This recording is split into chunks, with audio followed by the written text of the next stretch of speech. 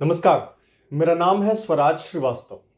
Nigeria ने अपने देश में ट्विटर को प्रतिबंधित कर दिया है, वो भी 1 या 2 दिन के लिए नहीं बल्कि अनिश्चित काल के लिए। और जैसे ही ये खबर सामने आई उसके तुरंत बाद हिंदुस्तान में ट्विटर पर ही ट्रेंड करने लगा बैन ट्विटर इन इंडिया।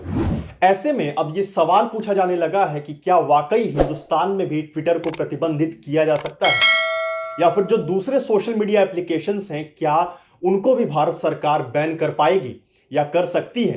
तो आज इस वीडियो में मैं आपसे इसी के बारे में बात करूंगा। सबसे पहले आप पूरा मामला समझ लीजिए। दरअसल ट्विटर ने नाइजीरिया के राष्ट्रपति मोहम्मदू बुहारी के एक ट्वीट को पॉलिसी वायलेशन मानते हुए डिलीट कर दिया। इसके बाद से ही नाइजीरिया में ट्विटर को प्रतिबंधित कर दिया गया।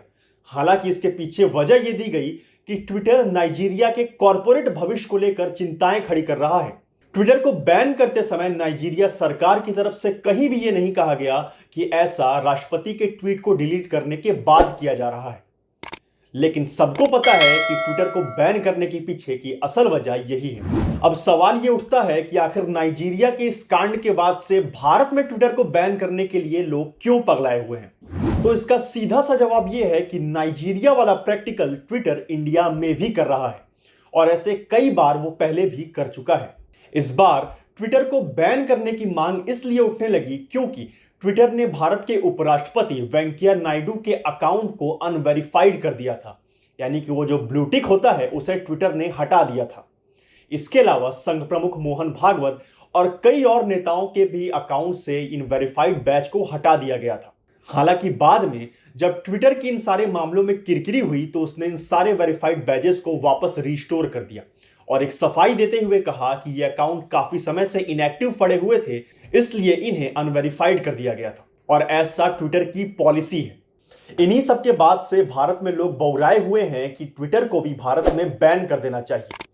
लेकिन सोचने वाली बात यह है कि क्या वाकई हिंदुस्तान में ट्विटर या किसी भी दूसरी सोशल नेटवर्किंग वेबसाइट्स को बैन किया जा सकता है? तो इस सवाल का एक शब्द में जवाब है नहीं। दरअसल हिंदुस्तान में डेमोक्रेसी है और ऐसा नहीं है कि नाइजीरिया में डेमोक्रेसी नहीं है, लेकिन डेमोक्रेसी के मामले में नाइजीरिया से हिंदुस्तान ओहदे में काफी ऊपर है। इसके अलावा नाइजीरिया के मुकाबले हिंदुस्तान में कई बड़े निवेशक अपना अवसर देखते हैं। ऐसे में आप खुद सोचिए कि अगर कोई भी बड़ा इन्वेस्टर भारत में इन्वेस्ट करना चाहता हो और वो ये देखे कि यहाँ की सरकार तो प्राइवेट कंपनियों की बाहें मरोड़े रहती है, तो क्या ऐसे में वो भारत में निवेश करना चाहेगा? बिल्कुल भी नहीं। और शायद यही वजह है कि भारत सरकार भी इस तरीके का कोई भी कदम उठाने से पहले 1000 बार सोचेगी।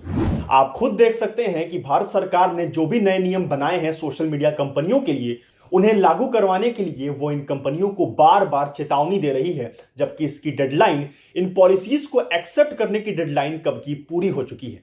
हालांकि ये बात भी सच है कि कई सारी कंपनियां इसके लिए मान गई हैं, लेकिन ट्विटर अभी भी भारत सरकार के नियमों को मानने से इनकार कर रहा है। और यही वजह है कि अब लोग सोशल मीडिया के माध्यम से ही भारत सरकार पर दबाव बना रहे हैं कि वो ट्विटर को बैन कर दे। बाकी इन सब पूरे मामलों को लेकर आप क्या सोचते हैं इसके बारे में मुझे कमेंट सेक्शन में जरूर बताइएगा।